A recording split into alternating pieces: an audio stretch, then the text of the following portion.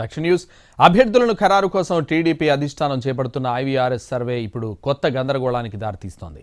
ఉమ్మడి కృష్ణా జిల్లాలో టీడీపీ చేపట్టిన ఈ సర్వేకు సంబంధించి క్యాడర్తో పాటు నేతలు కూడా కన్ఫ్యూజన్కు గురవుతున్నారని టాక్. పార్టీ అధిష్టానం ఆలోచనలేంటో అర్థం కాక అటు నేతలు ఇటు క్యాడర్ తలలు పట్టుకుంటున్నారు.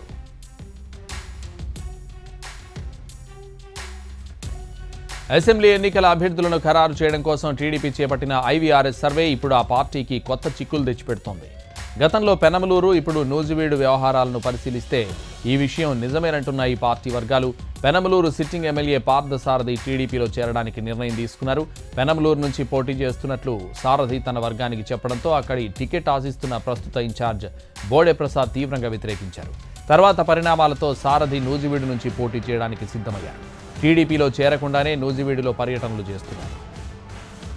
మరోవైపు 2 రోజుల నుంచి పెనమలూరు నియోజకవర్గంలో అక్కడి వారికి టీడీపీ నుంచి ఐవీఆర్ఎస్ సర్వే ఫోన్ కాల్స్ వస్తున్నాయి. అందులో చంద్రబాబు వాయిస్తో టీడీపీ అభ్యర్థిగా పార్థసారథి అయితే 1 నొక్కండి, నోటా అయితే 2 నొక్కండి అని కాల్స్ వస్తున్నాయి.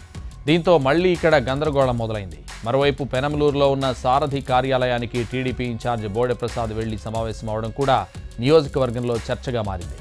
నిన్న మొన్నటి వరకు సారథిని విభేదించి ఆయన పెనమలూరు టికెట్ ఆశిస్తే ఆందోళనకు దిగి ఇప్పుడు ఆయన్ను కలవడంపై సొంత వర్గం నుంచి విమర్శలు వస్తున్నాయి. గతంలో కూడా ఐవీఆర్ఎస్ సర్వే వ్యవహారం జిల్లాలో చర్చకు దారితీస్తోంది. వసంత కృష్ణప్రసాద్, దేవినేని ఉమా పేర్లతో ఈ సర్వే జరిగింది. మైలవరం, పెనమలూరు నియోజకవర్గాల్లో దేవినేని, వసంత పేర్లపై సర్వేలు చేయడం ఆ ఇద్దరి వర్గాల్లో గందరగోళం ఏర్పడింది.